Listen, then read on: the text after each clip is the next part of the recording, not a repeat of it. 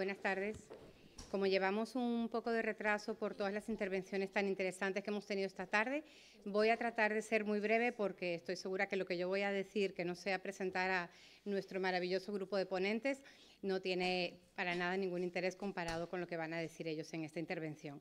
Así que simplemente voy a invitaros a participar en esta mesa de debate relacionada con el Big Data, las comunicaciones y el mundo de las redes, con estos 4 excelentes ponentes que los organizadores y el comité organizador de este evento han tenido la grandísima idea de reunir en esta, la que es vuestra casa y que esperamos que os reciba para las próximas jornadas, ya que esta va a ser simplemente la primera de muchas por venir. A mi derecha, seguramente muchos de vosotros ya le conoceréis porque es un invitado asiduo de nuestro centro sanitario, el doctor Ignacio Hernández Medrano. Nosotros ya le llamamos Nacho, así que me va a permitir la confianza de dirigirme a él de esta manera. Como todos lo sabéis, pues es neurólogo del Hospital Ramón y Cajal. Ha desarrollado distintos proyectos y distintas iniciativas empresariales que le han permitido posicionarse entre las personas más influyentes de sanidad en el año 2016. Ha desarrollado cambios sistémicos en el sector mediante las tecnologías de la información y los grandes datos. Como todos conoceréis, ha pasado por la Dirección Estratégica del Instituto Ramón y Cajal de Investigación Sanitaria. Se licenció en el año 2014 por la Singularity University de la NASA en Silicon Valley y fundó 2 empresas emergentes de inteligencia artificial, de las cuales una de ellas ha permitido que tengamos un maravilloso proyecto del cual todos nuestros facultativos son usuarios, que es el proyecto Savannah, que consiste en el procesamiento de la historia clínica electrónica, y Mendelian, que se refiere al diagnóstico y tratamiento de enfermedades raras. En el año 2018 ha sido elegido Personalidad Digital en Salud del Año. Con lo cual voy a hacer esta breve introducción, les dejo con Nacho y ya continuamos con el resto de nuestros ponentes. Gracias. Muchas gracias, Katy, por invitarme. Voy a ir al grano para adaptarme a los minutos. La inteligencia artificial, como todos estamos viendo en el periódico y en la tele, no para de llegar a nuestra vida, ¿no? ¿Os acordáis? Hace 4 años o 5 empezamos a hablar de ella y parecía que sí, que venía, pero no venía. Y ahora, sin embargo, parece que es normal, ¿no? Todo el mundo está hablando de inteligencia artificial todo el rato. Y es porque es exponencial, ¿verdad? Tarda en explotar, pero cuando explota, explota de golpe. Hay muchos ejemplos. Si abriéramos al azar el periódico, podríamos coger cualquiera. Hoy he traído este, podría haber traído cualquier otro, estos 2. Me gusta el tema del reconocimiento facial porque es una de las cosas donde mejor va, donde mejor está rindiendo la inteligencia artificial. En este caso cogen fotos de modelos, fotos de adolescentes, lo mapean y son capaces de predecir quién va a llegar a top model y acierta. Lo importante no es que acierte, lo importante es que el humano no puede hacerlo. Se dejaría llevar por sus preferencias, sus sesgos, y sin embargo es una tarea que aparentemente sería muy humana, la belleza. Pero es mejor una máquina viendo vectores en el espacio, píxeles, que un humano. Pero es contraintuitivo. Eso es lo que tiene ese tipo de sistemas, que su rendimiento a veces es contraintuitivo en relación a la capacidad que tienen de acertar, ¿no? Me llama la atención el de abajo a la derecha porque es muy reciente. La policía china le ha puesto gafas de reconocimiento facial a sus agentes, hicieron la prueba, entraron a un estadio y encontraron en el público 6 personas en busca y captura. Las encarcelaron, ¿eh? Sí que está llegando la inteligencia artificial. Entonces, cuando ves esto, te preguntas, ¿y en medicina qué? Pero lo que subestiman a veces las personas que vienen del mundo de las tecnologías de la información es la enorme complejidad horizontal, no solo vertical, de la biología de sistemas. Si mapeas todas las capas que tenemos ahí en el gráfico, que es de Cell de 2014, la potencia a la que puedes llegar está en torno a 10 elevado a 70. Es realmente difícil de entender el número de ceros que le tienes que dar a la computación. Entonces sí, hemos avanzado mucho en redes neuronales, en capacidad de procesar datos, pero el reto es enorme. Entonces, ¿esto cómo se traduce, cómo se materializa? Bueno, alguna vez hemos hablado de que la secuenciación del genoma humano iba a ser la clave, ¿no? Todo el mundo se va a secuenciar el genoma humano. Ya sabéis que está más o menos unos 300 euros a día de hoy, cuando hace 16 años estaba en 100 millones de euros, una secuenciación de una persona, ¿eh? Su caída en precio es exponencial y por eso crece rápidamente, como avisamos en 2014 que ocurriría, el número de personas secuenciadas. Y lo va a seguir haciendo, y además cada vez más rápido. Ya sabéis que a veces no es cuestión de velocidad, es cuestión de aceleración, pero la aceleración es contraintuitiva. Por eso subestimamos el lugar hacia el que vamos, ¿no? Pero sí, la secuenciación genómica va a ser una constante, el riesgo poligénico va a ser algo que vamos a manejar en la consulta con relativa naturalidad. La farmacogenómica, que lleva ahí plana 20-25 años, pues la vamos a ver explotar ahora en estos años y va a ser normal incluso quitarle un tratamiento a alguien porque su riesgo poligénico no habla a favor de ponerle un determinado antidepresivo, por ejemplo, ¿no? Un bifosfonato. Eso lo vamos a ver llegar. Pero esa es solo una capa de conocimiento, que es el genoma, cosas que estamos capturando hoy. Hay otra que es qué pasa cuando el paciente ya no está en el centro de atención sanitaria, cuando se va a casa, ¿verdad? Si tú quieres un verdadero big data, si quieres tener datos de todo, necesitas capturar datos en casa, en el coche. Y ahí es donde entramos en el mundo PDA, ¿verdad? ¿Os acordáis de las PDAs? Acababan en el cajón, no servían para nada. Yo creo que en el mundo de los wearables, en los sensores, estamos todavía en la PDA. El 1.0, la versión rudimentaria que todavía no nos ha cambiado la vida, pero dale un poquito de tiempo a que llegue el smartphone, a que llegue el 2.0, sensores mucho mejor definidos, debajo de la lengua, tatuados. Esta es mi apuesta, debajo de la piel. Los suecos creo que han empezado a meterse ya chips debajo de la piel. El 2.0 sí va a ser normal. Y no es muy difícil ver un mundo muy cercano en el que la gente va a volver a casa porque se ha olvidado los sensores de salud, como hacemos con el móvil. Este no es futuro, este que os pongo aquí, este es presente porque es el primero aprobado por la FDA, la Agencia de Evaluación Americana, porque ha demostrado que detecta más fibrilación auricular que antes y sin demasiados falsos positivos. No ha demostrado que mejore mortalidad ni número de ictus, pero ha demostrado que detecta más FA, es el camino, ¿no? Y sobre todo está aprobado por la FDA. Para que te lo aprueben necesitas 2 ensayos replicados, prospectivos, área bajo la curva, bien hecho. Entonces, sensores, segunda capa de conocimiento real a día de hoy en la clínica. Genoma, sensores, y nos queda la tercera factible, la que más cantidad de información tiene, que es la historia clínica, ¿no? La historia clínica tiene un gran problema y es que está escrita en texto libre, en texto natural, en lenguaje natural, ¿verdad?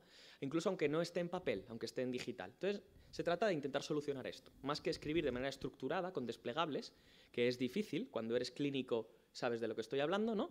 Su madre me dice que está un poquito peor, o me cuenta parestesias pero no me las creo, ¿verdad? Eso tiene valor clínico, es el pensamiento clínico que se refleja en el lenguaje. Entonces, nosotros lo que estamos intentando hacerle, aquí en el Infanta Leonor y ahora ya en otros 50 hospitales en España, Clínic de Barcelona, Sant Pau, Vallebrón, La Fe, Virgen del Rocío, Río Ortega, y ahora, desde ahora, en 7 países más, serán 8 países con el primer proyecto, Alemania, Francia, Bélgica, Suiza, con nuestro sistema Sabana, obviamente lo hemos traducido a francés, alemán, inglés, es hacer esto, transformar el texto libre en variables. Eso que todos hemos hecho de residente, rellenando Excel. Y eso es lo que intenta Sabana. Obviamente, poner en marcha una innovación así pues cuesta trabajo, por eso nuestra primera aplicación era rudimentaria, la segunda ya va mejor y vamos a seguir mejorándola. Pero más que la usabilidad de la herramienta, que eso es cuestión de tiempo y de mejora y de informáticos, lo importante es la precisión. ¿Cómo de bueno es esto? Entonces, no paramos de querer demostrarlo y, en este caso, pues de hacerlo. Nos hemos ido a 3 hospitales de Cataluña, hemos cogido cardiopatía isquémica, cardiólogos, los hemos sentado a rellenar Excel, leyendo historias de infartos, de escasez, y después hemos mirado la precisión de Sabana y sí, conseguimos rendimientos muy elevados, por encima del 90, 99%, 100% en algunos conceptos, en otros bajamos. A veces se lía la máquina con el acrónimo, pero necesitamos un poquito de tiempo, pero el rendimiento es equiparable al humano cuando eres capaz de entrenarlo en un subconjunto específico. La herramienta que tenéis puesta aquí no está para un subconjunto, está para toda la medicina, por eso el error es más alto que en esto. Pero la idea de la herramienta, y esto siempre es importante gestionar la expectativa, no es que hagáis el estudio entero, es explorar tu población de pacientes y con eso te vas a hacer el estudio, o ya financiado por un promotor o por una sociedad científica. Pero a lo que voy es a que, en este caso, este segundo caso que os he puesto de validación, que se ha hecho con pacientes de aquí, del Infanta Leonor, y con el grupo privado HM Hospitales, donde tenemos también un porcentaje de éxito, pues como veis, muy elevado. Más que el porcentaje de éxito, lo interesante, lo bonito es ver cuánto tiempo te habría llevado sacar esas variables a mano si fueras un humano haciéndolo, un residente, ¿vale?, de cardio. Pues más o menos, este caso concreto, 9 años en tiempo, ¿vale? Imposible. Entonces, la gracia no es cómo de preciso eres. La gracia es, ¿eres suficientemente preciso para una velocidad razonable? Y eso es precisamente lo que hacemos, ¿no? Bueno, estos son pósters vuestros. Estos 3 son del Infanta Leonor. Digo vuestros a los clínicos que sois de este hospital. Estos no los habéis hecho con nuestra colaboración, sino no sé si alguno de los autores está en la sala, sino por vuestra cuenta. Habéis encontrado hiperpotasemias, encefalopatía de Wernicke, asma en urgencias o en la planta, no me acuerdo. Pero el caso es que un sistema así te permite encontrar los pacientes mucho más rápido que con un sistema clásico. Y no solo eso, sino que puedes estudiar. Entonces, con esto te vas al siguiente paso. Os lo cuento porque, por ejemplo, el proyecto que ya vamos a lanzar es con Nefro, con Roberto Alcázar, que creo que no está, tiene relación con el primer póster, arriba a la izquierda. Quiero decir, ese póster nos ha hecho conocernos y ahora vamos a un predictivo en diálisis. Vamos a estudiar con la Sociedad Española de Nefro, en este hospital, quién de los dializados por encima de 75 años probablemente tendrá una buena respuesta o no. Es como una escala de riesgo plus. Eso es lo que te da el Big Data. Como tienes más variables, tu modelo predictivo es más granular, es más fino. Y esto es otra cosa que os cuento, porque a veces nos dicen, Savannah, contadnos resultados, ¿no? Bueno, he traído resultados. Esto es un estudio en varios hospitales de la Comunidad de Madrid. No, en este caso no está este hospital. En una enfermedad inflamatoria, he anonimizado cuál es por un tema que todavía no está publicado, pero hemos encontrado, leyendo historias clínicas de 10 hospitales, por ejemplo, el viaje del paciente fracasa primera, segunda línea y va cambiando. Tener ese dato a mano te llevaría meses y meses, esto es unos cuantos clics. Hemos hecho un fenotipado automático, hemos encontrado los subtipos de pacientes de manera automática y hemos montado un modelo predictivo, es puro data science, es el mismo algoritmo que utiliza Vodafone para saber si te vas a dar de baja, ¿vale? Hemos encontrado qué biológico va a funcionar y cuál no. Bueno, cosas de estas son las que podéis hacer no directamente con la herramienta podéis explorarlos y luego montamos un estudio. Bueno, estas son las cosas que estamos haciendo nosotros con historia clínica, pero la historia clínica tiene, volviendo a la imagen es lo más fácil. Entonces, por eso, casi todos los éxitos que vamos a ver en inteligencia artificial en medicina a día de hoy, superando capacidad humana, umbral humano, que es un poco lo que te da la métrica de dónde estás, son aquellos que se basan en imagen. A mí me gustaba retar a veces al público hace unos años diciendo cuánto queda para que vea el fondo de ojo mejor que yo, ¿no? Y ya se me acabó la predicción porque ya ocurrió. Esto se hizo muy famoso porque lo hizo Google DeepMind en el Reino Unido en diciembre de 2016. Hizo mejores a los oftalmólogos, vamos a decirlo así, diagnosticando retinopatía diabética. Pero lo interesante es que las cosas siguen avanzando. Esto ha sido aprobado de nuevo por la FDA. Y desde este verano tenemos una inteligencia artificial plenamente autónoma sin intervención humana en médicos de atención primaria de Estados Unidos diagnosticando retinopatía diabética y derivándolos al especialista. Es la primera vez en la historia que esto ocurre. Fue el caso más sonado, no es el único. En realidad hay otras 5 aprobaciones, otros 5 casos aprobados por la FDA americana, inteligencia artificial, que demuestra ser mejor que un equipo de médicos haciendo una tarea diagnóstica o pronóstica y por eso es aprobado y se pone en marcha. Todos casos de imagen, que es más fácil. Nosotros vamos a por la palabra, que es más difícil, pero es mejor, es más ambicioso hacia donde vamos. Bueno, al principio yo iba recogiendo, cuando tenía oportunidad de dar una charla, los casos uno a uno, pero ya me he cansado de hacerlo. Ya hago una diapo con todo. ¿Por qué? Porque no paran de venir, porque es exponencial. Y en los últimos 2-3 meses me ha sido imposible ya ir uno a uno. No paran de llegar casos de papers donde la inteligencia artificial mejora el umbral humano.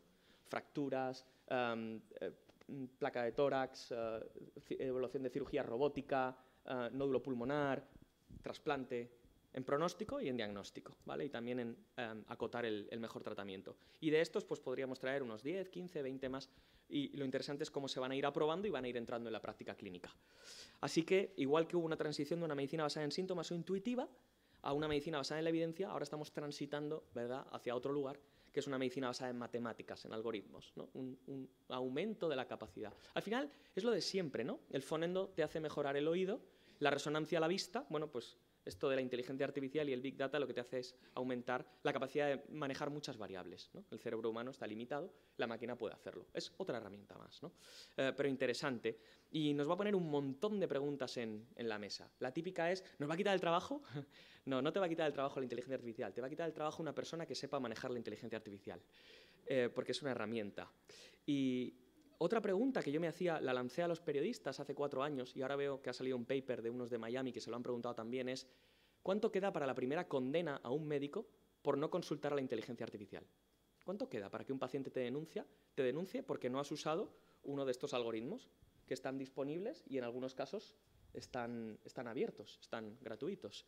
Entonces probablemente queda mucho menos de lo que la intuición nos está dictando.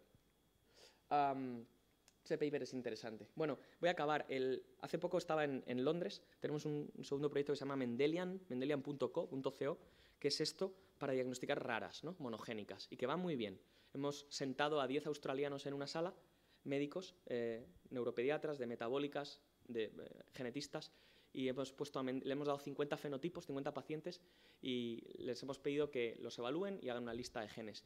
Y ellos acertaban 41 y Mendelian acertaba 44, superado capacidad humana.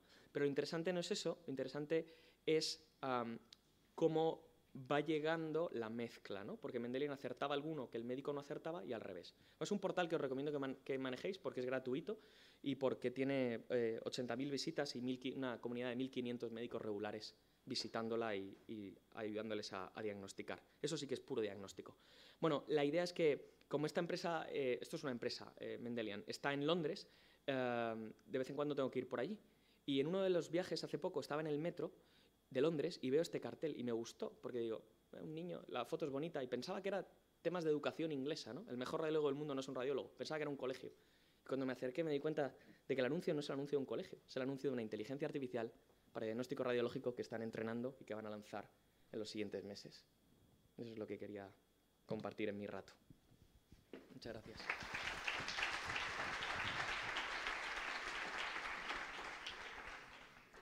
La sesión de preguntas y respuestas quedará al final de la participación del resto de ponentes. Sin más, vamos a dar paso ahora mismo a José Manuel Cruz Herrera. José Manuel es CEO de Magic Fly Company. Es físico, especialista en cálculo matemático y apasionado por la tecnología desde edades muy tempranas. Va a hablar sobre tecnología e innovación disruptiva aplicada a la salud. Ha desarrollado su carrera profesional en multinacionales de tecnologías de la información y las telecomunicaciones. Se ha especializado en Internet de las Cosas, en innovación y es profesor en distintos másters de Big Data, de turismo inteligente en la Escuela Next International Business School.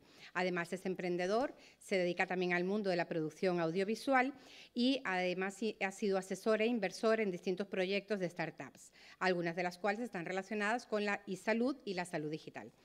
Así que voy a cerrar. Así que sin más, damos paso a su presentación sobre la tecnología y la innovación. Muchas gracias, Katy. Muchas gracias, Ruth. Muchas gracias a la organización. Nacho, espectacular. Hay cosas que voy a tratar de las que hablabas. Tecnología e innovación disruptiva aplicada a la salud. Perdona, ¿cómo? Ah, es este. La he liado. Soy usuario de Mac y entonces se me hace... Muy bien. Lo primero, cuando hablo de tecnologías disruptivas, pregunto y digo, ¿qué es algo disruptivo? Y no todo el mundo lo tiene claro. Yo defino como un salto cuántico.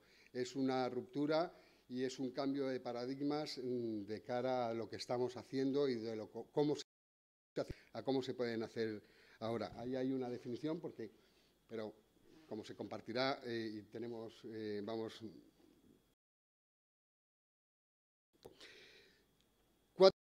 Tecnología, fabricación aditiva o la impresora 3D o la impresión 3D, el Internet de las cosas y el Big Data y la inteligencia artificial, la robótica y lo que llamo Advanced Audiovisual, que puede ser la realidad virtual, la realidad aumentada y los hologramas. Es que me salía la palabra en inglés y me quedaba trabado. Entonces, una pregunta no es retórica. Estamos unos cuantos, muchos médicos, todos, la mayoría. Yo no soy médico y me van a perdonar mi defecto lingüístico a la hora de hablar de materias o de cuestiones médicas. ¿Alguien me podría saber decir qué es esto? Tú sí. Bueno, esto es una prótesis de esternón hecha con impresora 3D en titanio. Yo no soy médico, pero sé y me consta que este tipo de prótesis, cuando hay un enfermo de cáncer con metástasis en el esternón, es muy complicado hacer la cosa que se le tiene que poner para poder hacer viable su vida. Esto es un caso real de hace 4 años en España, hecho aquí, y la persona sigue viva. Eso nos lleva a algo que trata la Universidad de la Singularidad y el concepto de la Singularity University, que es con lo que voy a terminar, ¿no? Eso es un ejemplo de la impresión 3D, lo que nos lleva a hacer, prolongar la vida de una persona que seguramente hubiera morido. Otras aplicaciones de la impresión, audífono, oreja biónica. Esto no es ciencia ficción, esto es viable. ¿Algún ejemplo más? Piel sin pelo. Hace un par de semanas, 3 semanas, esto es español, de hace relativamente poco, ya se había hecho hace tiempo. Yo tuve la oportunidad a mediados de los años 90 de ser visitador médico por un año y vendía en un laboratorio farmacéutico unos apósitos que servían para ayudar y prevenir y curar las escaras, tanto en las residencias de personas mayores como en la unidad de quemados de La Paz. Tuve la oportunidad de conocer la unidad de quemados de La Paz con cierta intensidad durante un año y era inviable muchas veces. Dicen los médicos, dicen ustedes, que el enfermo quemado es de los más complicados, por más que cualquier otra enfermedad. Con piel artificial ahora se puede imprimir perfectamente una piel completamente compatible con una persona y bueno, pues, superar la esperanza de vida. Esto es algo español, no es de Estados Unidos ni de por ahí, ¿no? Por supuesto, la odontología es receptor de la tecnología de impresión 3D de manera absoluta. Prótesis. Estamos viendo en Internet, cualquiera que navega por Internet ve soluciones y gente que hace crowdfunding para hacer con impresión 3D prótesis para niños que no pueden manejar las manos, piernas, cualquier objeto que se pueda imprimir, y me parece que poco a poco cualquier objeto es imprimible. Las escayolas del siglo XXI, cuando antes de chavales nos rompíamos algo, estábamos 2 o 3 meses sin podernos bañar, pues una complicación. La calidad de vida es algo importante para los médicos. Entiendo que no solo es curar, sino que el proceso de curación sea mejor, ¿no? Y que estar curándose de una enfermedad sea más llevadero, pues es algo que la tecnología disruptiva como la impresión 3D nos está dando. Voy muy deprisa, muy acelerado. Esto es la versión sexy un poco es una escayola. Pero es que estamos imprimiendo en impresora 3D células madre. Esto ya nos abre un poco la idea que les cuento yo a los alumnos en los másteres en los que doy clase, que el límite está en la imaginación y ya prácticamente no hay límite, ¿no? El límite está en la imaginación y en el dinero, pero cada vez las cosas son más asequibles. Nos hacían referencia antes al genoma. $300. En 2050 será $1 y lo tendremos todos en el bolsillo. Otra de las tecnologías, el Internet de las cosas, o lo que se llama ahora el Internet de las cosas médicas. Estaba en Airbus en un proyecto que no tiene nada que ver con la medicina, pero una de las preguntas que me hacían en Airbus, como especialista en Internet de las cosas, me decían, tenemos un problema como los médicos en el quirófano. Digo, ¿cómo? Cuando estamos construyendo un avión, muchas veces los operarios se dejan piezas, se dejan herramientas dentro del fuselaje y luego, si el avión sale, podemos tener un problema. El Internet de las cosas médicas nos sirve, por ejemplo, para el contaje, tener seguridad de que todo está fuera del cuerpo de la persona antes de cerrar.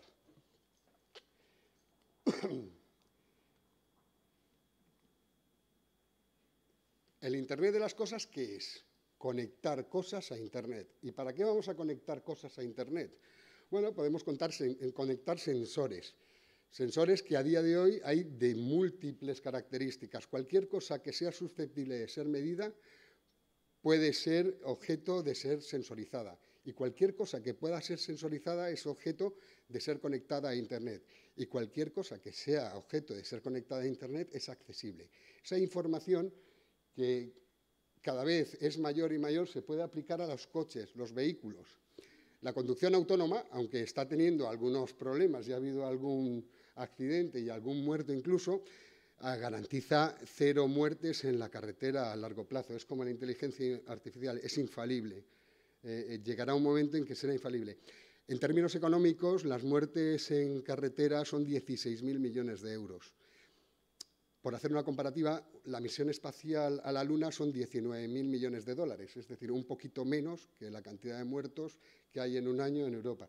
De manera que al año podríamos mandar una misión espacial a la Luna con ese cambio, ¿no? Calles, los semáforos. En el ámbito de las ciudades inteligentes estamos conectando y podemos conectar cualquier cosa es de aplicarle inteligencia y eso quiere decir poder conectar personas, poder conectar pacientes, ¿no? El IoT en salud. Bueno, pues se dice que para 2020 las tasas de adopción de sistemas de gestión e inventario y seguimiento de activos habilitados por el IoT en hospitales se habrán duplicado. Pero hay más cosas, esto lo dice IDC, pero hay otros datos que mal se ve, ¿no? Bueno, que el 50% de la atención médica en los próximos años se brindará a través de asistentes virtuales. Y esta cosa importante, McKinsey, que es otra consultora, dice que el 40% del gasto mundial de Internet de las cosas, que es esta tecnología de conectar objetos a Internet, el 40% será en el ámbito de la salud. Y el volumen de negocio del que se está hablando en el mercado de la tecnología es de 19 trillones, no me caben ceros. O sea, 14,5 billones de euros, billones de los europeos.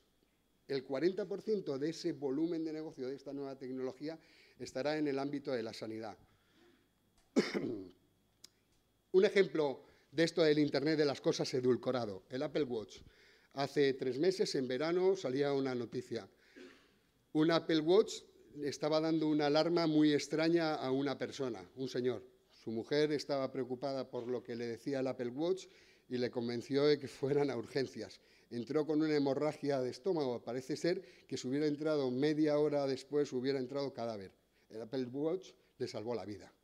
Esto es un ejemplo de cómo objetos conectados que están empezando a ser parte de nuestra vida salvan vidas. Otro ejemplo, bueno, pues la monitorización de pacientes. Y otro ejemplo, pues poder saber si los pacientes están teniendo buenos o malos hábitos, poder saber si los pacientes están siguiendo o no las indicaciones del médico, eso nos puede llevar también a poder penalizar o no al paciente dentro del sistema. Y para eso pongo esta foto, que no es broma. Estaba en República Dominicana liderando un proyecto de digitalización de la sanidad pública, la receta electrónica, la tarjeta sanitaria única, y nos encontramos esto en la autopista. Todo esto nos puede llevar a solucionar la vida y mejorar la vida de las personas, pero hay que saber comunicarlo. Decía Manuel Campovidal, que es el presidente de la Escuela de Negocios donde doy clase, que eres lo que comunicas. Si comunicamos mal y hacemos mal uso de toda esta tecnología, nos encontramos con que la gente tenga un rechazo importante. Estaba ya en 2011 del Birichip, insertarse, ¿no?, que es tu opción principal, pero hay que tener cierto... ¿Perdón? Ah, bueno, pero bueno, todo tiene sus riesgos. Voy más de capturar los datos de los pacientes, monitoreado y gestionado de maneras más innovadoras, hacer un seguimiento más exhaustivo, mejorar el flujo hospitalario.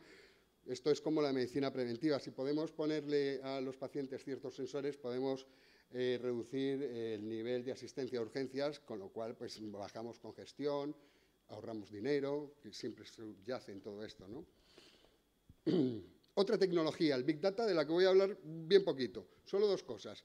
Hay unos señores que están haciendo data farmers, que son los señores o empresas tipo de las pulseras Polar, que están fabricando datos, pero que no son especialistas en esos datos, en qué hacer con esos datos. Y están ustedes, los Data Science, los que pueden coger todos estos datos de elementos que, aunque no están por la FDA reconocidos y demás, están dando información que poco a poco va a ser tan relevante y tan exacta como los que cumplen protocolos aprobados por la Agencia del Medicamento Americana, y podremos hacer aplicaciones que salven vidas o aplicaciones que mejoren, que ayuden a abandonar hábitos como el tabaco, aplicaciones de mucho tipo, pero utilizando esa cantidad de datos que cada vez es más y más y más ingente.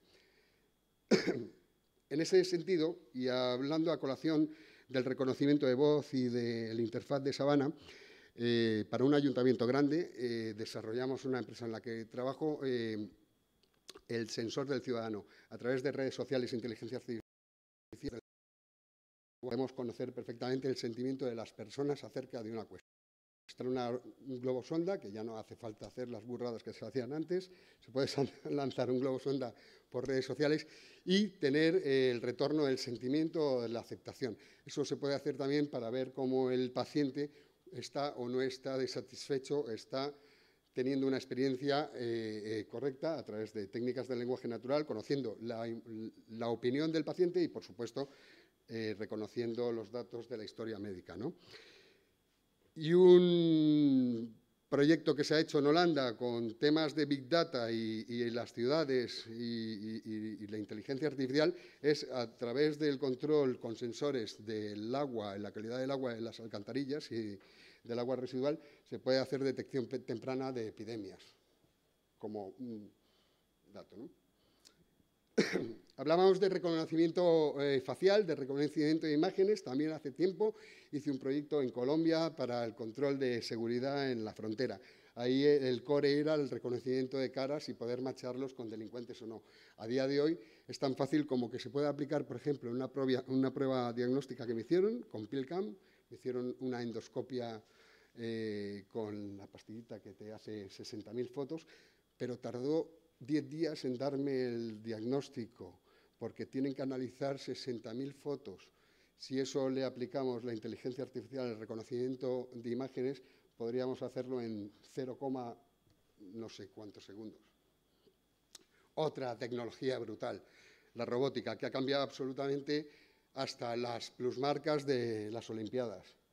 Ahora los atletas se niegan a veces a competir contra los paralímpicos porque pueden superar las marcas. Cuidados, en Japón están poniendo ya, estoy fatal. Bueno, y conocen todos ustedes en robótica Da Vinci, que nos sirve para operar.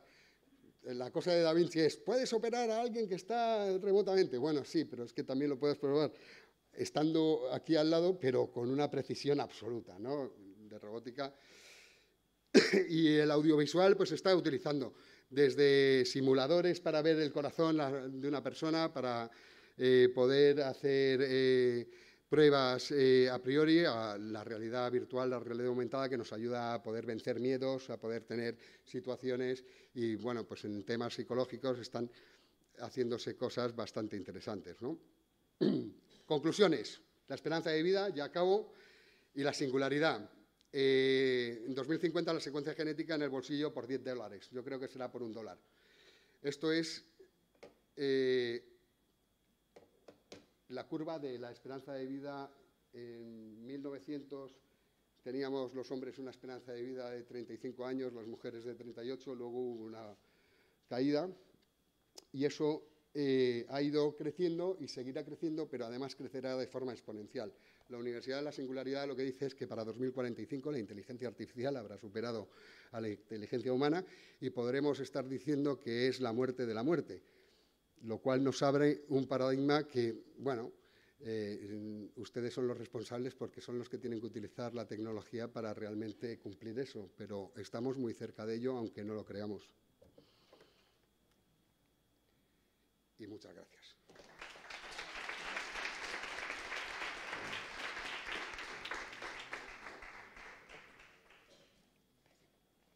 Miguel. Bueno, voy a introducir a nuestro próximo ponente. Es Etienne Bertrand, ejecutivo de negocios de IBM Watson Health para España, Portugal, Grecia e Israel. Es ingeniero industrial y tiene más de 30 años de experiencia en el mundo TIC, donde ha desarrollado su carrera profesional en empresas como Atos, France Telecom España y LOG, y desde el año 2009 en IBM como ejecutivo de negocio para, como había indicado anteriormente, España, Portugal y Grecia. Y nos va a hablar sobre inteligencia artificial y qué está haciendo IBM Watson Health actualmente para este sector.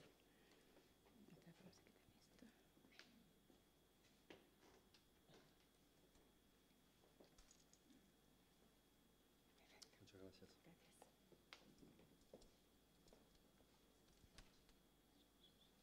Vale. Sí, está bien, ¿eh? Sí, tenemos dos posibilidades. O subimos el Mac o me siento en el suelo. Te pongo aquí, ¿vale? No llega más. Sí. De acuerdo. Muchas gracias.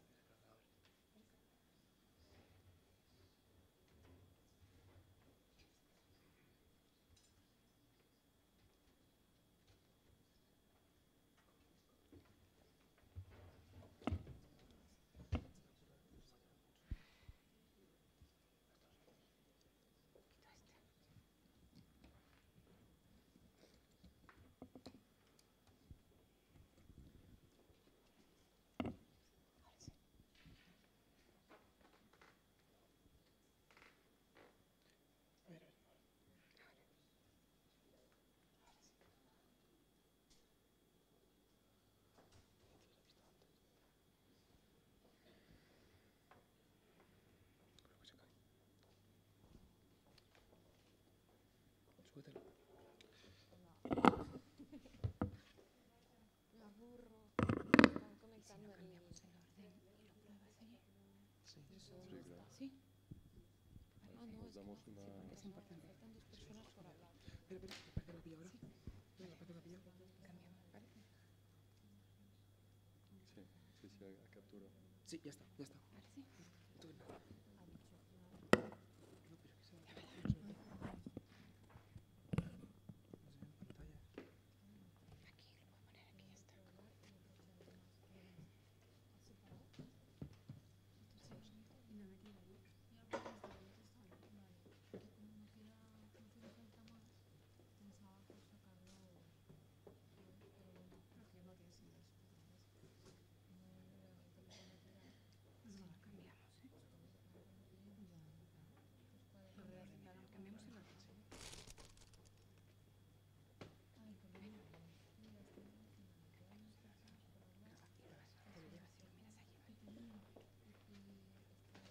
Aquí, lo puedo poner aquí, ya está. Cambiamos el orden.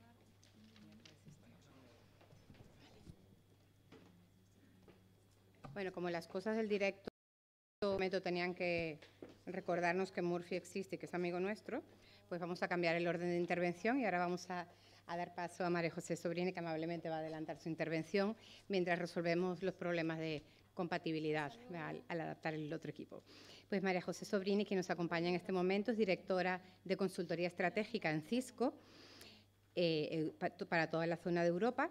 Ha trabajado con líderes políticos, económicos y sociales para agilizar la implementación de las agendas digitales nacionales.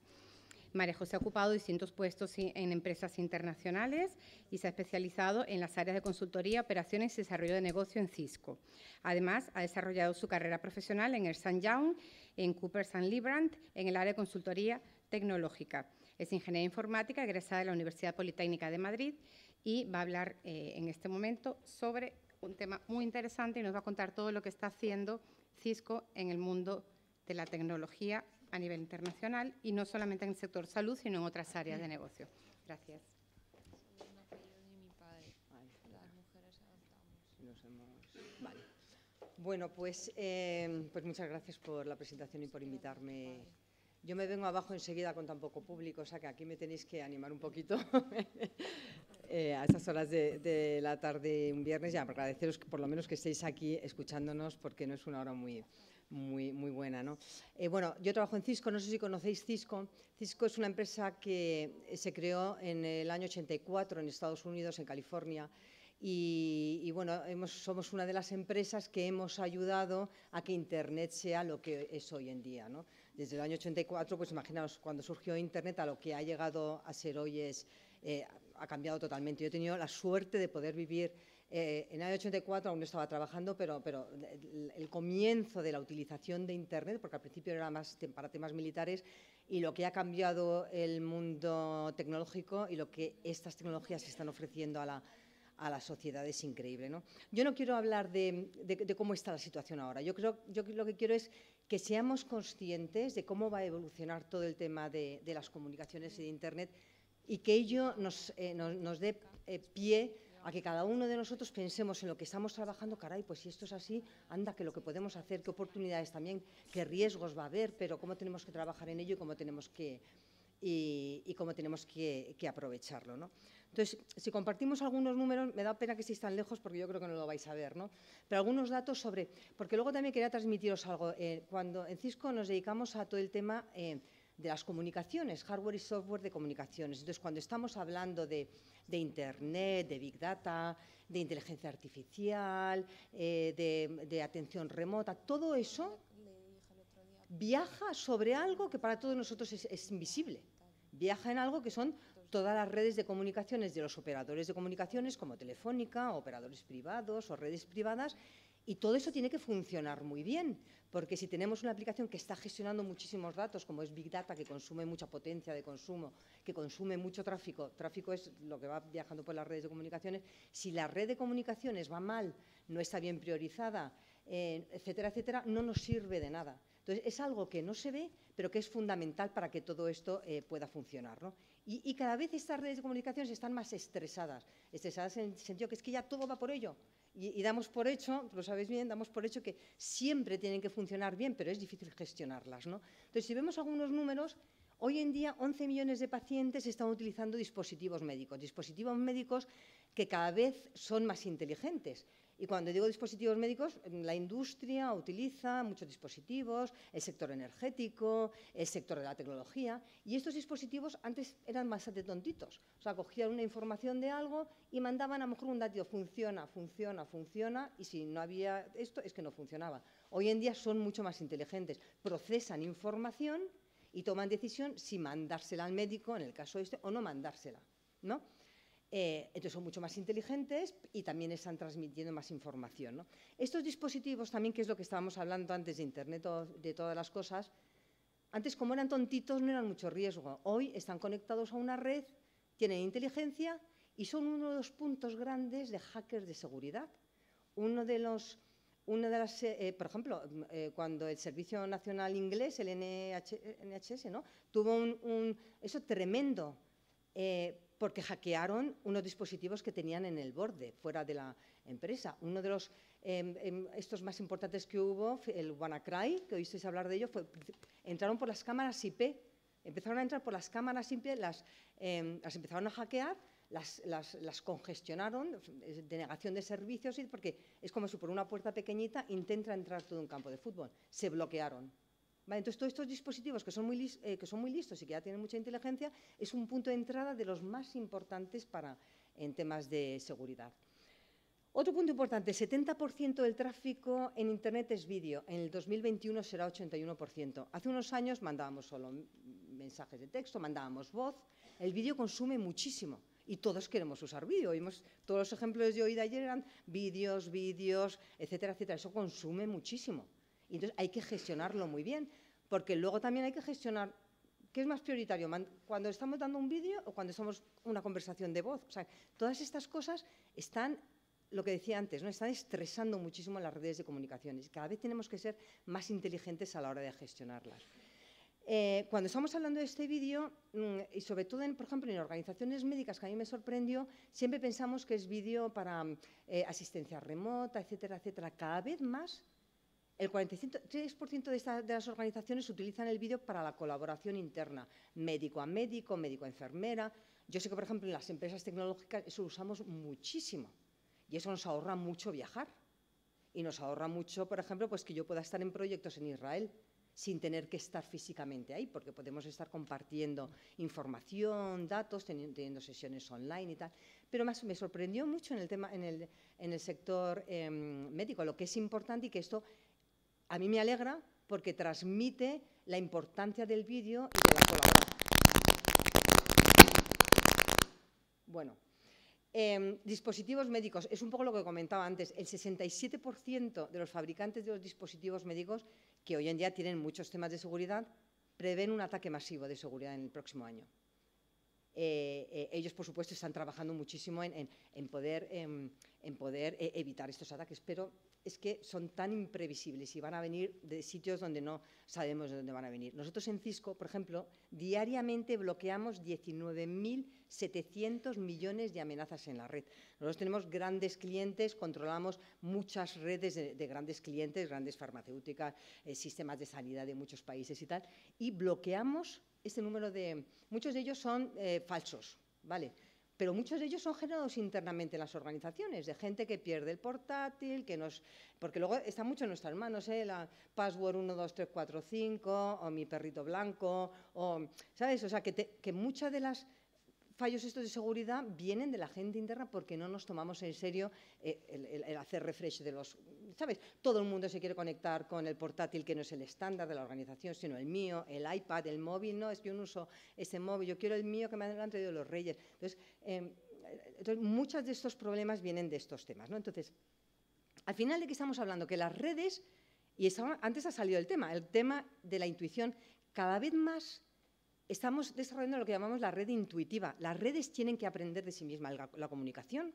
Las redes cada vez son más inteligentes, tú lo sabes, porque si no, 500 personas tendrían que estar solamente en el servicio de sanidad de este hospital gestionando las redes de comunicaciones, para que no hubiera problemas de seguridad, para que fuera todo bien, para que los vídeos estén priorizados frente al no sé qué. Entonces, las redes cada vez están siendo más inteligentes, porque nosotros mismos dentro de las redes estamos utilizando el Big Data, la inteligencia artificial, etcétera, etcétera. Entonces, definimos patrones, igual que hacéis los médicos. Definimos patrones, que si pasa esto y justo da la casualidad, ¿por qué siempre en la zona no sé qué tenemos piratas que están intentando entrar? ¿Por qué va tan lento el tráfico?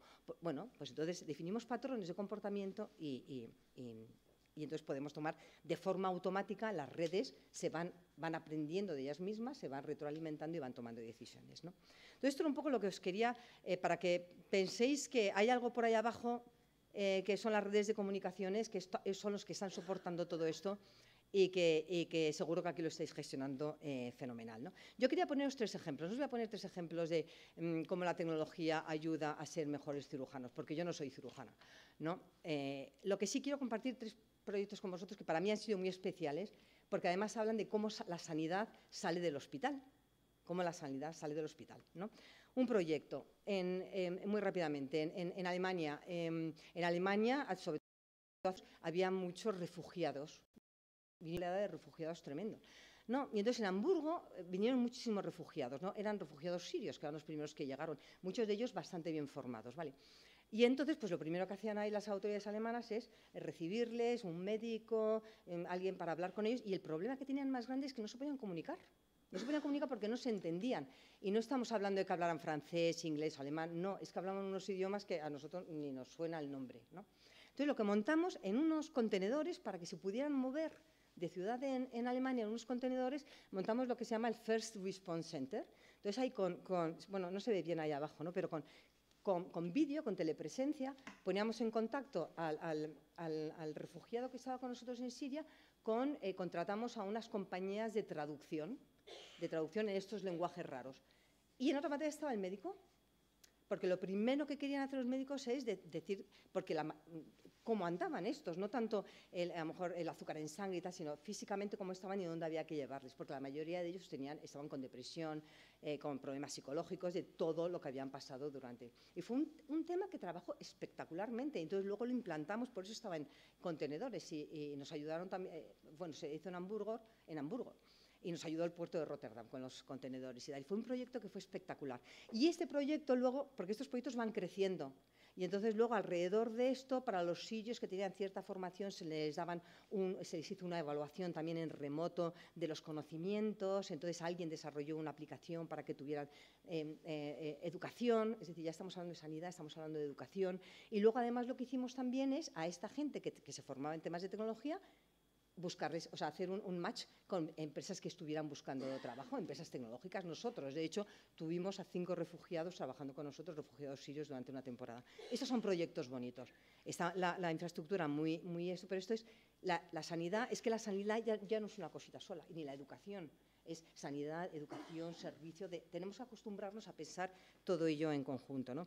Israel Connected Hubs, otro proyecto muy bonito. Israel se conoce como la Startup Nation, pero Israel es muy rica en la zona de Tel Aviv.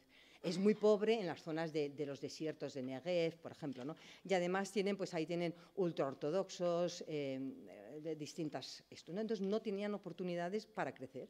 Y entonces con el gobierno de Israel lo que hicimos fue definir unos sitios, unas hubs, connected hubs, porque son conectados con Tel Aviv, para que la gente que estuviera viviendo en estos desiertos, que además era gente con poca formación, etcétera, pudieran desarrollar trabajos en remoto. Hay muchos trabajos que se pueden desarrollar en remotos con las universidades, en temas de traducción, transcripción, pasar ficheros a Word, entonces que se pudieran trabajar así.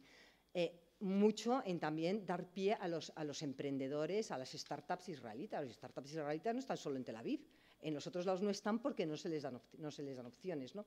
Y entonces empezó también bueno, ya que tenemos todo este tema montado de educación y de impulsar a los startups, temas médicos, sobre todo para las mujeres embarazadas en riesgo, porque no había ningún sitio, ningún hospital por ahí cerca, ¿no? Otro ejemplo de que estamos, educación, sanidad, formación, donde tenemos que tener la visión de todo. Yo luego, esto es otro ejemplo que estamos haciendo ahora, ya es el último que me parece muy interesante, es con temas de seguridad.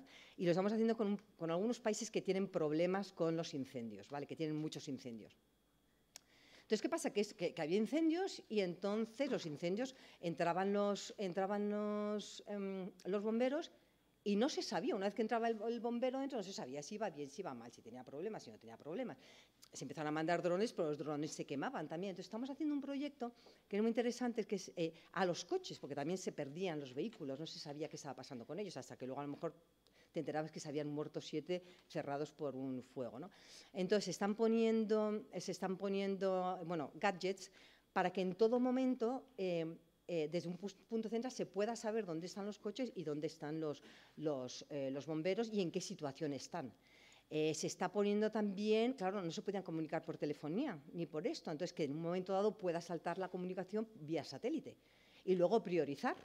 Porque no es lo mismo que un coche esté mandando informaciones, estamos en norte tanto, sur no sé cuántos, que decir, tenemos a un bombero herido con problemas, etcétera, etcétera. Y además con inteligencia artificial, para que la gente que está en seguridad, o sea, tú estás un fuego y dices, pero es que esto, ¿dónde? ¿Que hay montañas?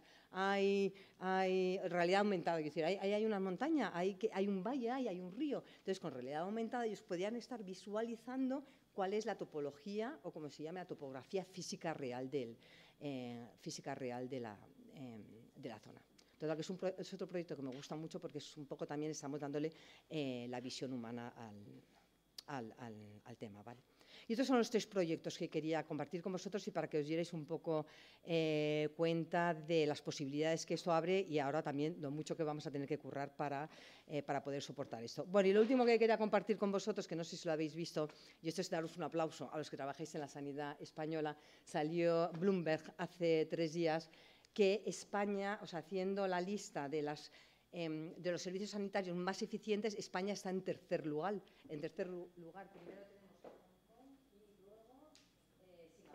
Primero está Hong Kong y luego Singapur, que siempre salen en cosas de estas que son de tecnología, y tercero está España, que son las más eficientes. Están contando cuáles son los servicios que se hacen, la calidad del servicio sanitario contra el coste de desarrollar el servicio. Así que enhorabuena a todos, chicos, y un aplauso para todos nuestros sanitarios. Gracias.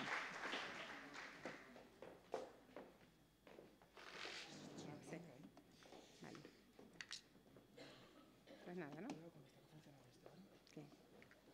No funciona, ¿no? Con esta funciona. ¿Sí? Sí, pero no va a tener suficiente fuerza.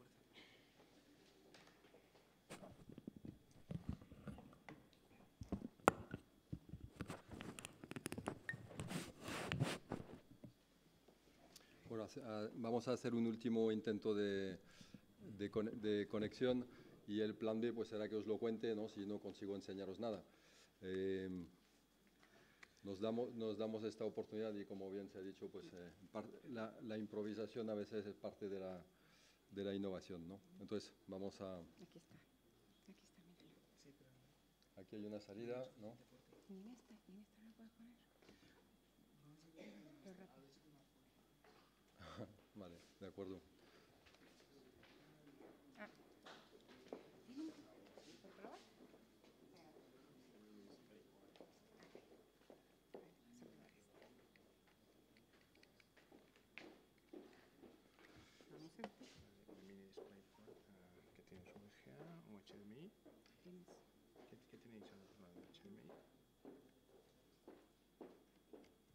¿Este? No, no, esto...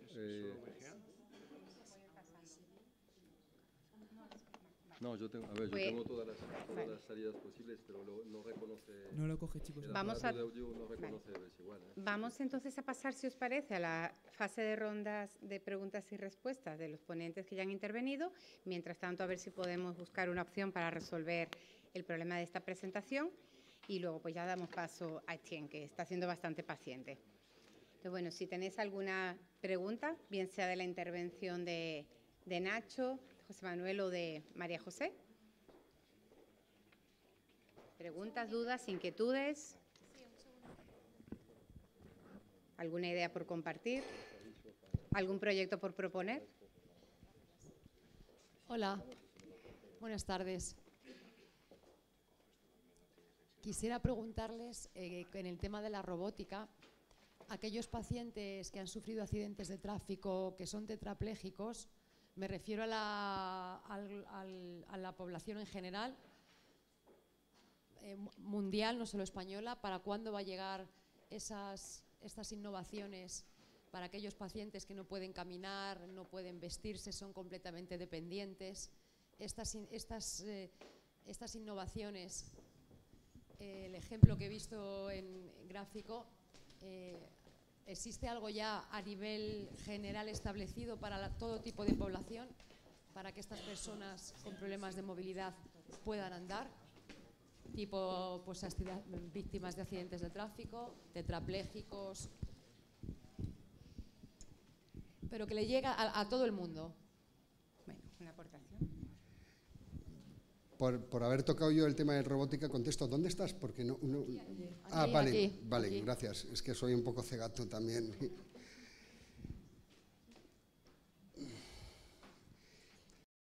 Muchas veces la innovación, porque en definición la innovación no es un invento o no es una patente.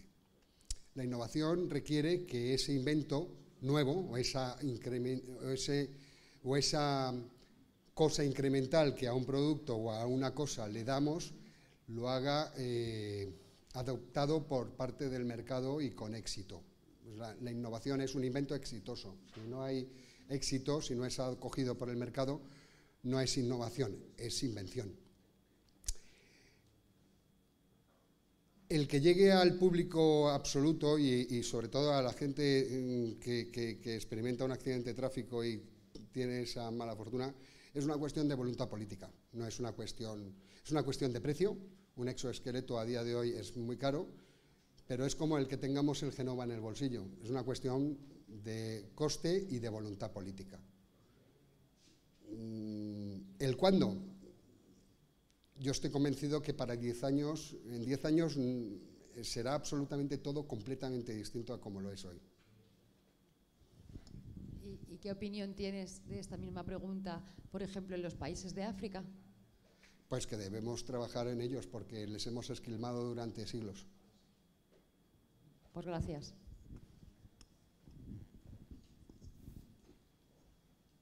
A lo mejor he sido un poco...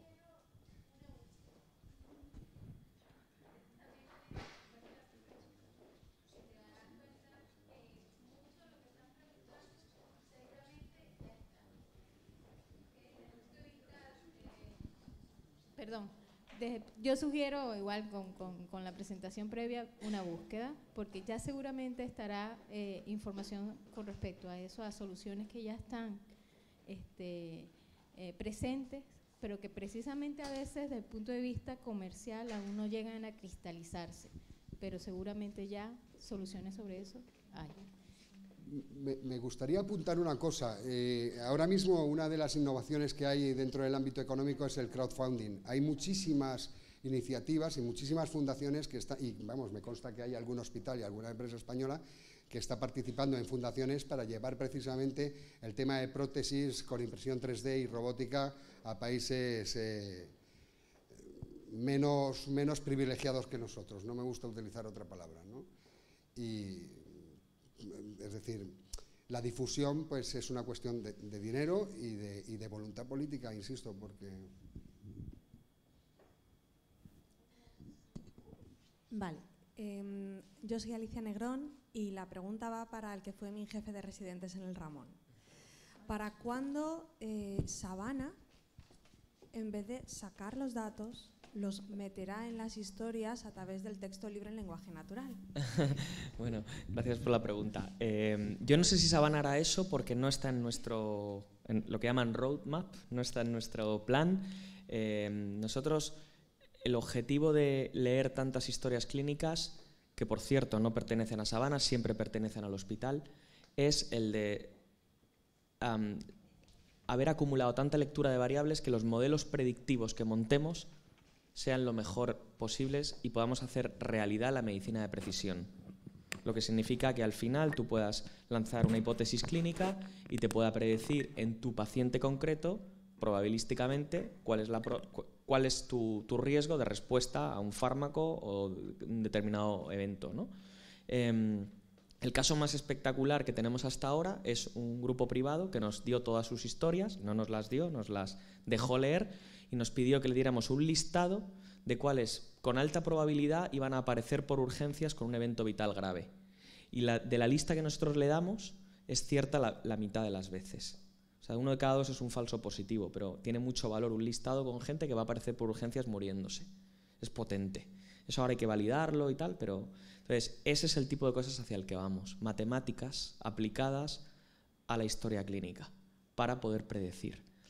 Lo que has preguntado va a llegar, pero no lo vamos a hacer nosotros. He visto hace muy poco la aplicación de Microsoft para esto y es bastante buena. No sé si está lista para la clínica, porque la clínica, como no puedes fallar, no te puede fallar ni una vez, tienes 5 minutos y todo es horrible, pues no puede ser, no se le permite el mínimo error, entonces hasta que entra en la clínica tiene que ser muy perfecto. Eso es una gran barrera a la innovación.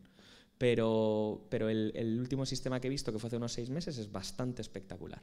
Como está hablando el médico con el paciente y va etiquetando síntomas, signos, los va metiendo automáticamente en la anamnesis, en la exploración. Menudo avance estamos viendo en eso en los últimos 2 años. Hola, estoy aquí. Como has explicado muy bien, hay como 5 tecnologías, ¿no? Posibilitadoras, ¿no? Que están pasando por encima de la sociedad en general, ¿no? Y hay aplicaciones como las que habéis presentado vosotros, ¿no? de la historia clínica, etcétera, que tienen un claro valor clínico, ¿no? Y que solventan necesidades de los profesionales médicos. Pero luego hay otras aplicaciones que yo dudo un poco de si realmente son positivas para la sociedad en general. Es decir, bueno, no sé, por poner un ejemplo, si tú vas por la carretera con tu coche y los semáforos se pueden ajustar a ponerse en rojo o verde, ¿no es mejor a lo mejor que el conductor sea más responsable? ¿No? Claro, al final es o tener más presente conceptos de seguridad o de... y claro, al final estamos dejando que la sociedad evolucione a lo mejor a unos comportamientos más dejados, peores, o valores que teníamos antes y ahora lo estamos perdiendo, ¿no? Quiero decir, desde la industria, esa parte ética o de modelar la sociedad, ¿cómo se contempla? ¿O vais a saco a ver dónde meto la tecnología en tantos sitios y a ver si vendo más? Pues ahora os lo paso. Donde yo estudié tecnología es en un lugar donde era al revés. Primero se miraba si tenía potencial de impacto positivo a la humanidad, entonces luego piensas en la tecnología. Así me enseñaron a mí, no al revés. No busco una tecnología y luego veo dónde la cuelo, como dices tú, ¿no? Que hay mucha gente que lo hace, por supuesto, y lo sabrá siempre, no tengo dudas. Pero la tecnología es lo mejor que los humanos hemos inventado para hacer nuestra vida mejor, desde el fuego y el metal hasta el presente. Siguiendo con el ejemplo que comentabas, hay un caso típico que se cuenta en los libros de innovación, que es la aparición del semáforo. Cuando apareció el semáforo, había gente que defendía que el semáforo no era un buen invento porque nunca iba a ser tan bueno como gente con las banderas dejando pasar o no a los coches, ¿no? Probablemente es la historia del ser humano. Cada vez que aparece una innovación tenemos una tendencia a pensar, es que si esto se automatiza nos va a deshumanizar. Pero en realidad, si lo pensamos, no es cierto que la tecnología nos deshumaniza. La tecnología nos hizo humanos. el manejo de las herramientas nos hizo humanos. Y eso, lo único que ocurre ahora es que va más deprisa, va más acelerado, mejor dicho. Pero la tecnología es la medicina, la tecnología es la química, la tecnología son los viajes que nos van a sacar de la Tierra cuando la Tierra esté inservible, la tecnología es la luz, la captura de la luz solar para poner en marcha muchas cosas. Yo creo que yo soy bastante optimista con el uso de la tecnología, ¿no? Pero es un debate infinito, creo yo, el que has planteado, muy interesante. Sí, no, yo quería decir, por ejemplo, el tema este de los semáforos, todo tiene su parte buena, de todo podemos sacar algo bueno y algo malo. El tema de poder controlar los semáforos en las ciudades es fundamental para todo lo del cuando hay que abrir el pasillo verde, ese pasillo verde o pasillo rojo, no me acuerdo, cuando hay un problema de seguridad, todos los semáforos se ponen para que puedan pasar las ambulancias, las no sé qué, ¿sabes? O sea, que al final todo tiene una parte buena y una parte mala, entonces lo que hay que hacer es saberla usar, pero es que esto no tiene vuelta atrás, además que no tiene vuelta atrás. A mí me encanta Netflix, me encantan las series y hay una serie que te recomiendo que se llama Black Mirror. Habla de cómo va a convivir y cómo convive la tecnología y los problemas que nos causa la tecnología. La tecnología es inocua, no es ni mala ni buena. Yo sí que creo que un robot nunca va a ser corrupto. Una persona sí que puede hoy cambiar de opinión y la tecnología es infalible. Las matemáticas dicen lo que dicen y si el Big Data dice esta persona va a padecer cáncer, no va a subyacer ningún interés oculto en una persona siempre. La tecnología realmente es un invento nuestro y lo único que se puede utilizar bien o mal, pero en sí mismo no tiene maldad. No está como las armas, por ejemplo. Una cosita, es que justo me he acordado, ha salido un informe muy bonito de la RAND Corporation. La RAND Corporation es una agencia de calidad sanitaria americana, evalúa la calidad sanitaria y se llama El enemigo de lo bueno. El coste en vidas humanas, se llama el informe, el coste en vidas humanas de esperar a que los coches autónomos sean perfectos para implementarlos. Porque lo que sí sabemos es que los coches autónomos tienen menos coste en vidas humanas que los humanos conduciendo a día de hoy.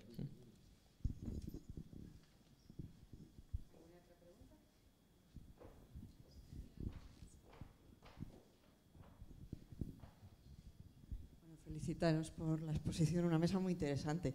Tengo una pregunta un poco capciosa, pero vosotros que os movéis en este ámbito tecnológico, no tendréis, es verdad que nosotros podemos tener el miedo a que la tecnología, digamos, nos desplace, ¿no? Pero no tenéis la sensación que tenemos nosotros, que es verdad que por lo menos en el mundo sanitario sí que se avanza tecnológicamente por unos ciertos intereses que vienen dirigidos, yo no sé si por industria o por lo que sea, pero pongo el ejemplo un poco para que quede más claro. Por ejemplo, esta mañana que nos ponían un poco el doctor Sierra, no sé si habéis estado, el tema del envejecimiento, se ve cómo se ha invertido mucho, por ejemplo, en modelos por ejemplo, de Alzheimer o de cardiovascular. O sea, que hay una desigualdad, digamos, en las inversiones tecnológicas. Y eso, evidentemente, pues va por ciertos intereses de la industria, ¿no? Entonces, ¿no os parece que todo va eso más a la medicina aplicada, digamos, y sin embargo, por eso el Big Data yo creo que quizás es lo que un poco discrimina una tendencia diferente?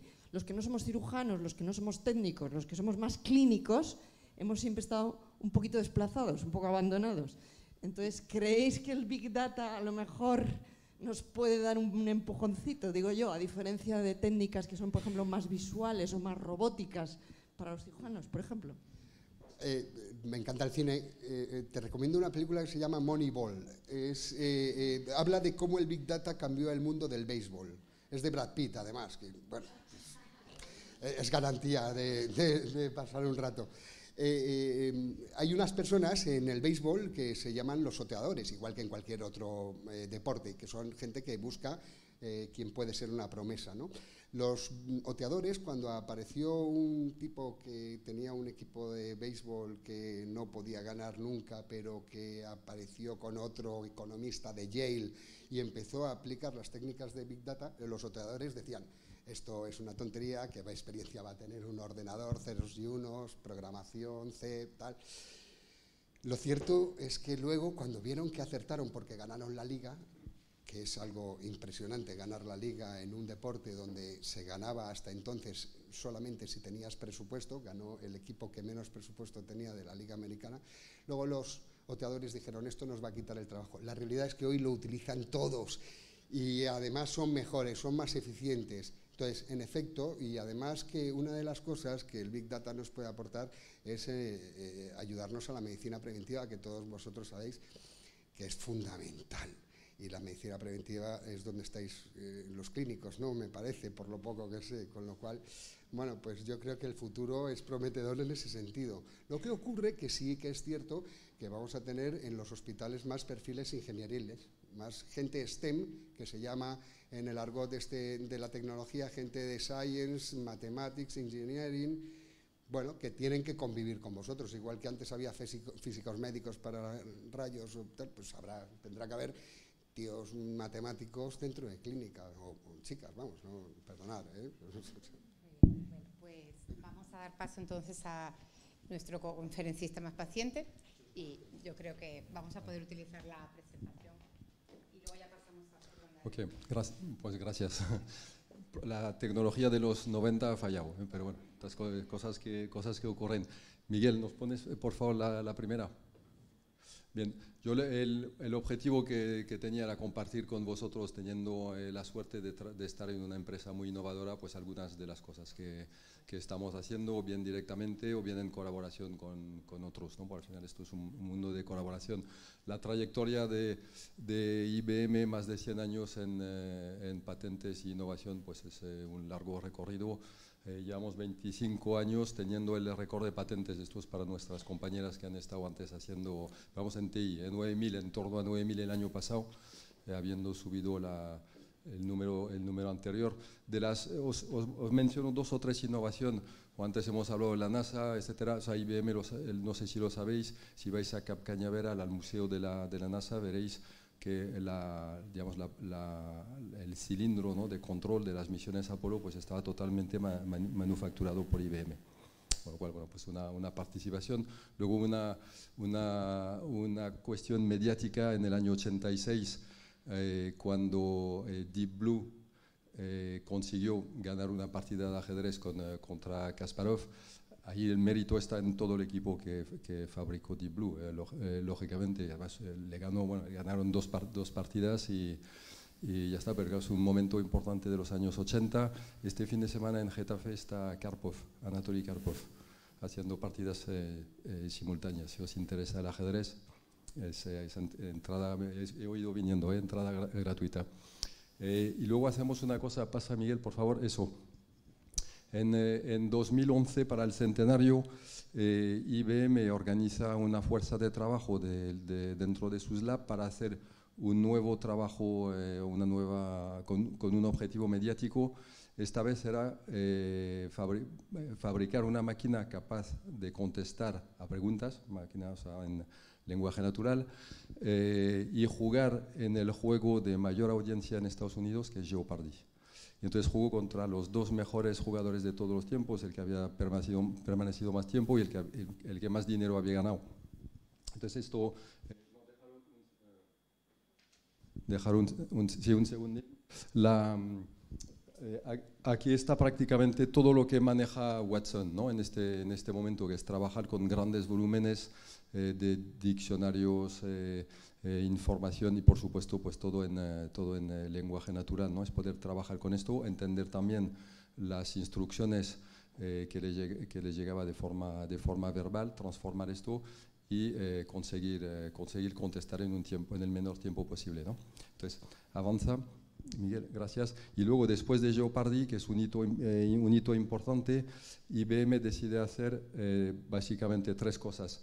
Este Watson que ganó Jeopardy, que es básicamente un trabajo de investigación, romperlo en trocitos, que son todos estos trocitos, que son componentes asequibles en la nube. Entonces, por ejemplo, tenéis un componente que es transformar texto en voz o voz en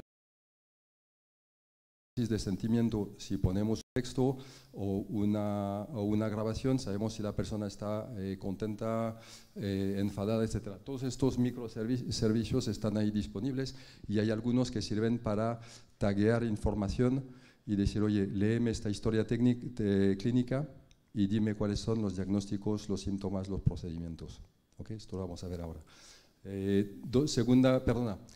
Perdona Miguel, sí, gracias. Segunda cuestión que decide IBM en este momento es trabajar con el Memorial Sloan Kettering para aplicar esta tecnología y hacer una máquina basada en NLP, Natural Language Processing, para ayudar a los oncólogos a revisar los tratamientos que están proponiendo a los pacientes. Os lo cuento un poquito más en 2 minutos. Y luego en 2015, un poquito más después, IBM decide que hay tanto trabajo, interés, necesidad que hacer en la sanidad. Creamos una unidad totalmente dedicada donde estamos 7.000 personas trabajando para el sector salud.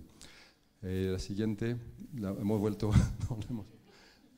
Bueno, es igual, al final me la conozco, o sea que hay cosas que os quería enseñar que no lo voy a poder hacer, pero entonces esto es el ejemplo de un trabajo que hacemos con una empresa, con un partner que ha cogido estos pequeños componentes y ha hecho un sistema, es un prototipo todavía, capaz de leer las historias clínicas. Os lo quería enseñar, hacer también el tutorial, pero lo podemos ver después, para que si tenéis interés o en otro momento.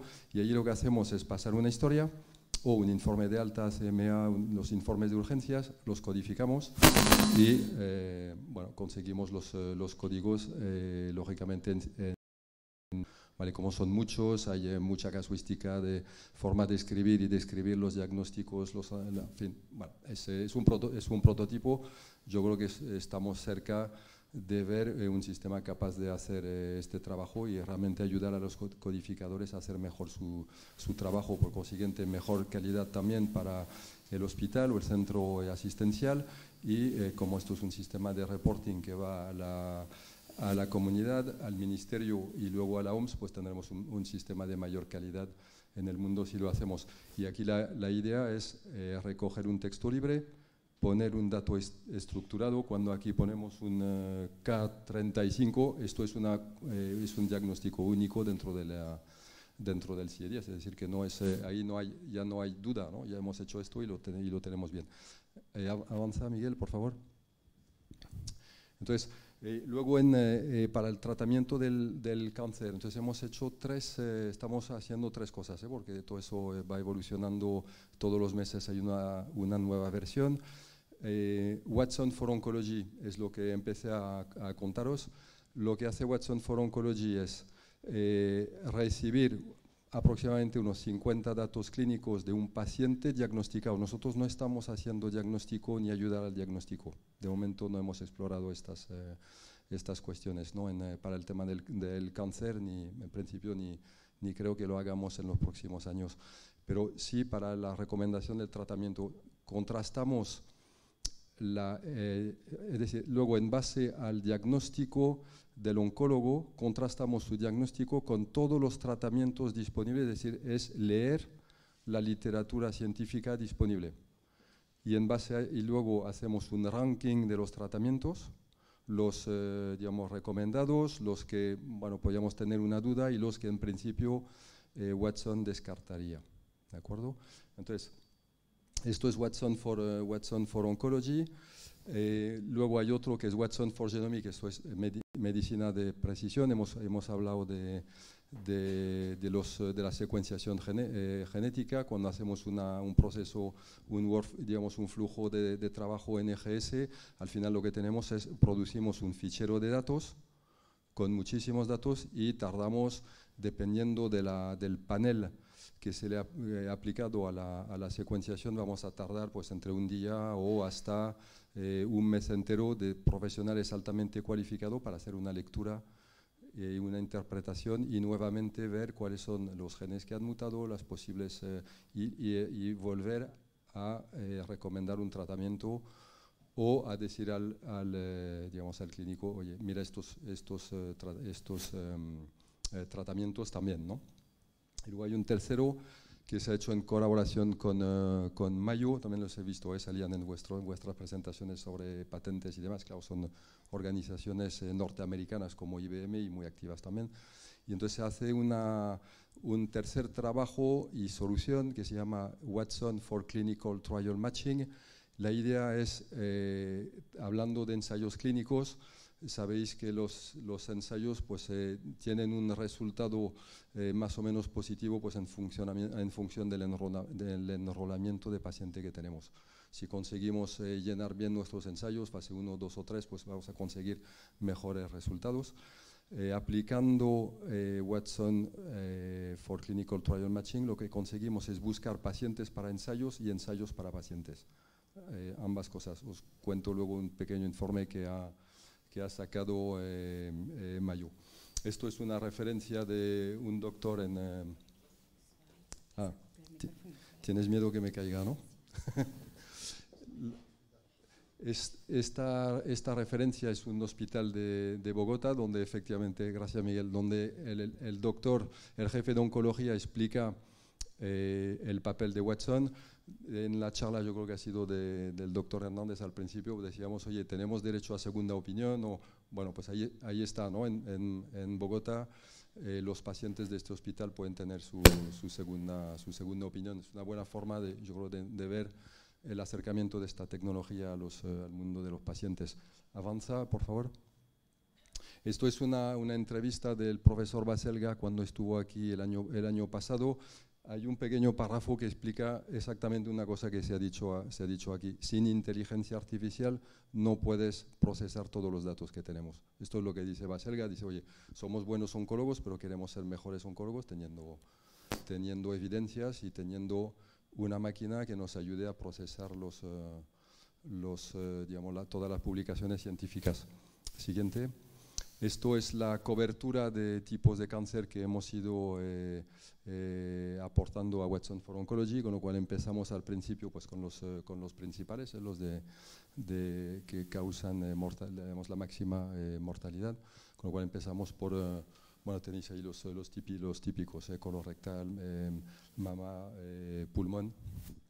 Ok, bueno, esto sigue a principio del año que viene, tendremos páncreas y demás, ¿no? Todo eso, para que los sistemas sean fiables, hace falta pues mucha literatura. A medida que vamos completando la literatura, la validación de estos sistemas no lo hacemos en IBM, se hace en el Memorial Sloan Kettering y en Mayo. Avanza, por favor. Siguiente. Siguiente, aquí, espera, no me acuerdo lo que había por aquí, ponlo. Bueno, sí, estos son los resultados, ¿no? De las evidencias digamos, del estado del despliegue de las soluciones Watson para el cáncer. Pues hay como más de 200 hospitales en el mundo que lo están utilizando. En ASCO, en ESMO, estos eventos de referencia, ¿no? En materia del cáncer se proponen papers con estudios de concordancia hechos con Watson, etc., ¿no? Calculamos que hay aproximadamente 100.000 pacientes para quienes se ha hecho ya un procesamiento, una petición a Watson de cuáles serían los tratamientos a aplicar. Avanza, Miguel. Rápidamente sobre Watson for Genomics, pasa, ya lo hemos completado, ¿eh? O sea, vamos a avanzar. Vale, esto sería el workflow, ¿no? Hacemos una biopsia, hacemos una Next Generation Sequencing, producimos el fichero bruto con los datos y ahí es donde entra Watson y ayuda a la interpretación de los resultados. Avanza. Aquí es una quote interesante diciendo que no solamente Watson ha ayudado a procesar más rápido, o sea, bueno, hablamos también de minutos en vez de un mes, con un genoma completo. Lo que se dice aquí es que en 30% de los casos Watson ha ayudado a descubrir cosas que no se habían visto haciendo el mismo trabajo manualmente en paralelo. Avanza, por favor, Miguel. Bueno, esto bueno, no hace falta aquí, tal vez en esta sala preguntarnos por qué tenemos que innovar. Esto efectivamente esto es nuestra herencia, ¿no? como seres humanos. Donde aquí lo interesante son dos cosas, que se estima que 1 euro de cada 4 está mal empleado, malgastado, etcétera, o decir que hay zonas de eficiencia o visto en positivo, zonas de mejora, y luego algunas de las zonas o áreas de mejora que nos interesan en IBM, y por eso se creó Watson Health en 2015, pues digamos todas las imágenes que se toman de forma innecesaria, o sea, decir, pues hacer ¿cómo se dice? Resonancias, tag, etcétera, de forma múltiple cuando no sería necesario. En oncología lo que hemos visto es la variabilidad en tratamientos, etcétera, ¿no? Claro, en Life Science, toda la parte de ensayos lo hemos mencionado, claro, mejorar y hacer que los ensayos sean más eficaces para acortar en la medida de lo posible pues el ciclo de desarrollo de un medicamento y también su coste. Siguiente, Miguel. Esto sería, esto es un ejemplo de informe que saca Watson directamente. O sea, este es el Watson for Genomics, le damos el fichero de la secuenciación y nos saca esto, ¿no? Tal cual. Esto se puede modificar con APIs para que salga con los logotipos del informe, que esté totalmente integrado digamos, con lo que se hace en la clínica o en el hospital. Aquí veis, bueno, pues las alteraciones, los tratados por FDA, etcétera, ¿no? ¿Pasa, Miguel? Watson for Clinical Trial Matching. Bueno, esto es un poco de los datos en torno al mundo de los ensayos, o sea, las ineficiencias y los costes y las inversiones que hacemos aquí. Pasa a la siguiente. Sigue también. Vale, esto es un informe hecho y publicado en ASCO, ha sido la última publicación por mayo, diciendo que mejora digamos, la incorporación de pacientes en sus ensayos, en algunos hasta un 80%. Lo cual, bueno, pues esto es interesante para el hospital universitario que ejecuta el ensayo y también para el sponsor, para la industria, y esto va de esto, ¿no? Va de colaborar de forma más eficaz. Miguel, la última, ya está. Yo creo que ya con eso ya hemos hecho la versión bueno, corta. Gracias.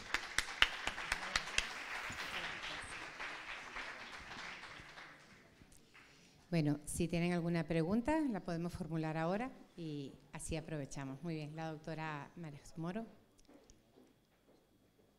Por aquí. El micrófono por aquí, por favor.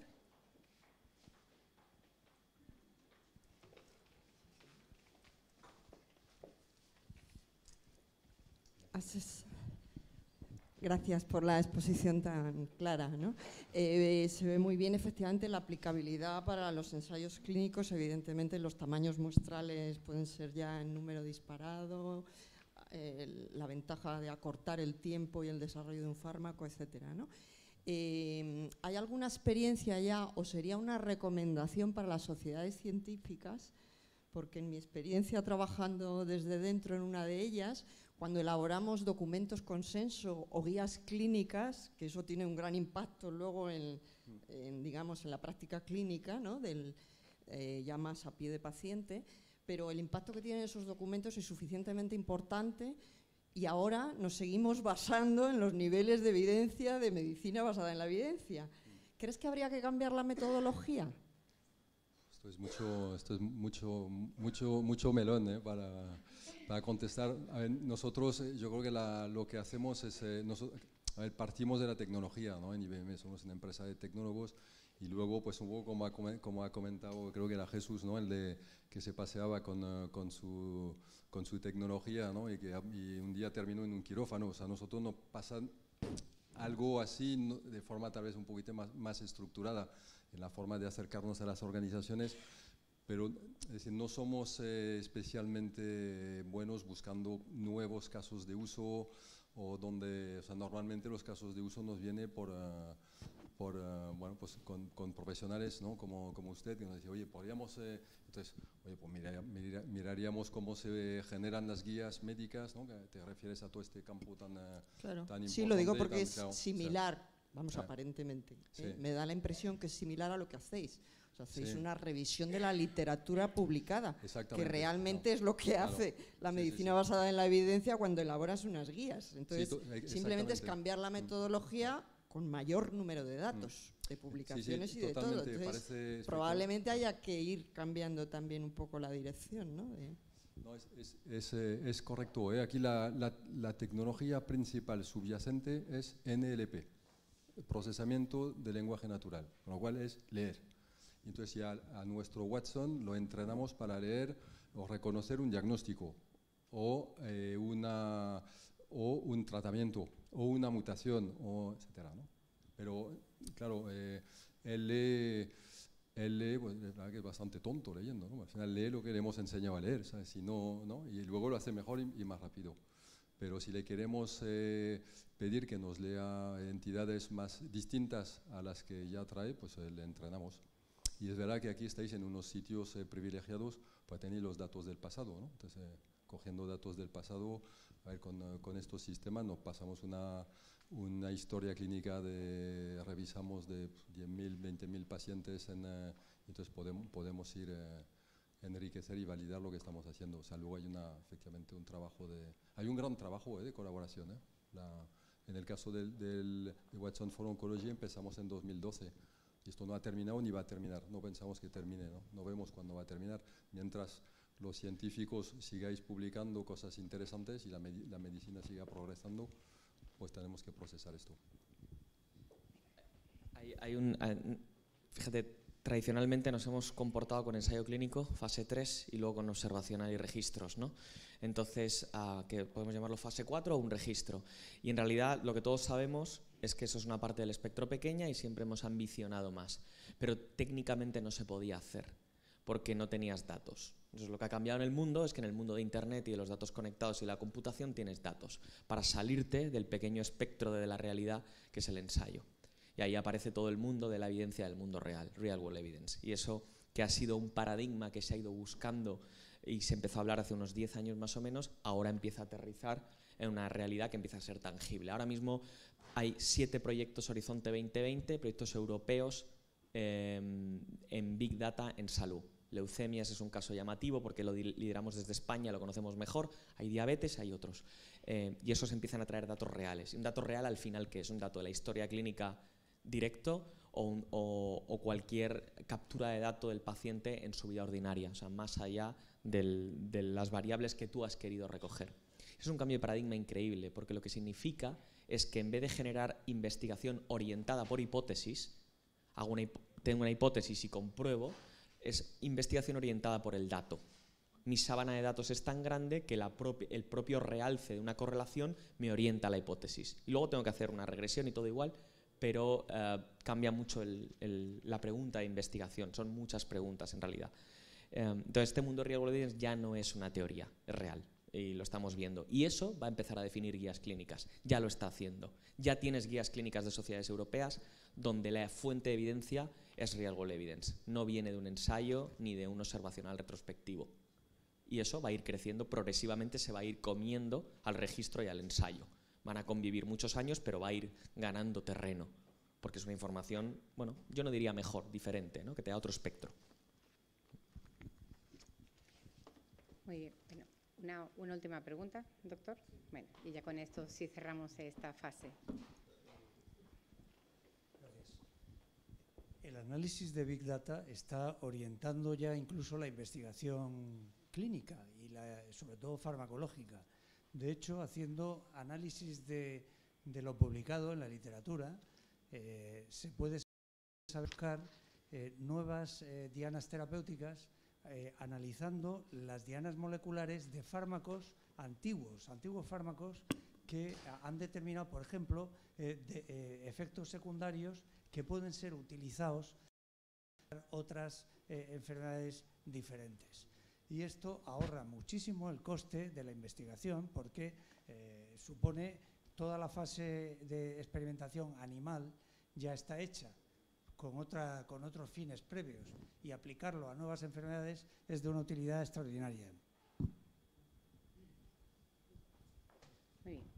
Bueno, pues entonces simplemente ya cerramos esta mesa de debate. Agradecer la participación de María José, de José Manuel, de Nacho y de Etienne. Y bueno, disculpad sobre todo los problemas técnicos que hemos tenido. Espero que lo sepáis comprender. Y ya pasamos a la conferencia magistral de esta tarde. Muchas gracias.